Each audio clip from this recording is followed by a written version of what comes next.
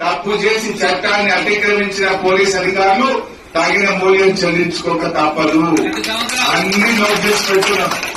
ఎవరెవరు హత్య చేసిండో అన్ని డైరీలో నోట్ చేస్తున్నాం. ఈసారి మేము కేసీఆర్ గారు కాళ్ళు మొక్కైనా సరే హత్య చేసిన పోలీసుల సంగతి అంతు చూసేదాకా ఎవరు తీసిపెట్టే ప్రశ్నే లేదు. ఎందుకంటే మాకు కూడా ఒక హద్దు ఉంటుంది. ఇలా మా తమ్ముడు బాలికా సుమన్ ఆదిలాబాద్ జైల్లో పెట్టింది. నలుగురిని క్యాకన్పల్లిలను అరెస్ట్ చేసి ఆదిలాబాద్ జైల్లో పెట్టింది. మెదక్ లో 13 మందిని అరెస్ట్ చేసుకుపోయి సంగారెడ్డి జైల్లో పెట్టిండ్రు. ఆమంగల్లో మా తమ్ముళ్లను తీసుకుపోయి అరెస్ట్ చేసి మహబూబ్ నగర్ జైల్లో పెట్టిండ్రు.